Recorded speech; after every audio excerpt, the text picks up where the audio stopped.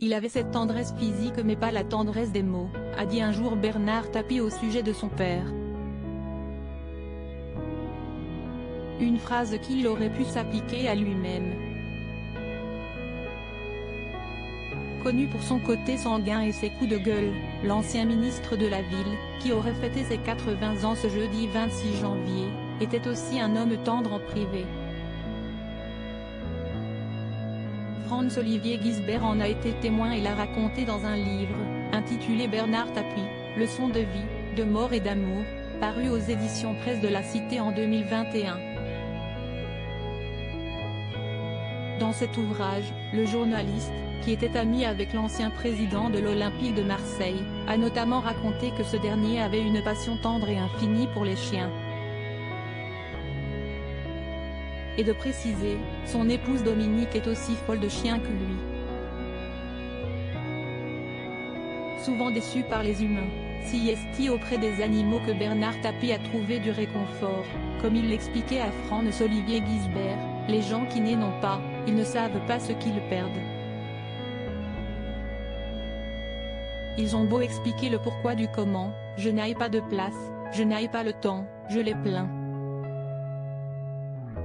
Plus je connais les humains, plus j'aime les chiens, a assuré le père de Stéphane Tapie, qui a été l'heureux propriétaire d'au moins 50 compagnons canins.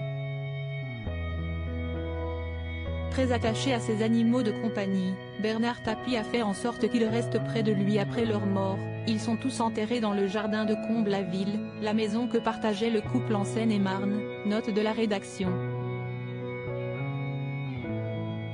Avec une tombe et leur nom dessus, a précisé l'ancien homme d'affaires, décédé le 3 octobre 2021, après un long combat contre le cancer.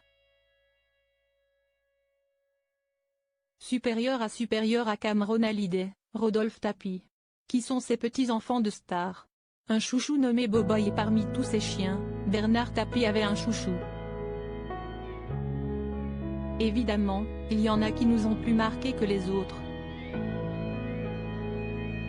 Boboy, par exemple, a raconté l'époux de Dominique Tapie à Franz-Olivier Gisbert.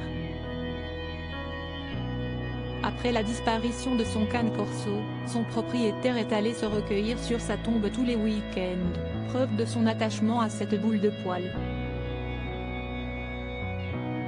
La première fois qu'il m'a parlé de Boboy, il m'a montré des photos de lui sur son portable, l'air ému, comme si c'était un enfant ou une ancienne amourette, a raconté le journaliste, insistant sur la fibre sensible de Bernard Tapie.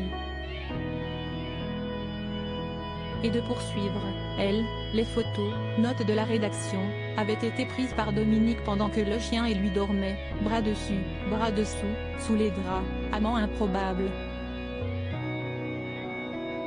Selon les dires de son maître, Boboy exprimait clairement une préférence pour Dominique, jusqu'au jour où Bernard Tapie est tombé malade. Un soutien de taille pour Bernard Tapie. Quand Bernard Tapie est tombé malade, il a, aussi, tenu grâce à son chien. Du jour où il a senti que j'étais affaibli, il a commencé à s'occuper de moi, et pas qu'un peu, a assuré l'ancien homme d'affaires dans le livre qui lui a été consacré en 2021.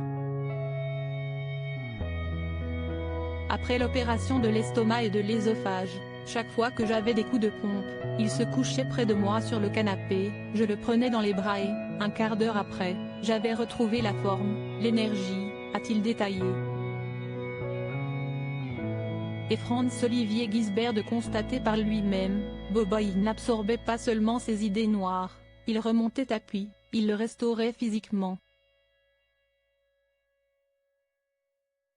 Le chien n'est-il pas le meilleur ami de l'homme? Crédit photo, Best Image.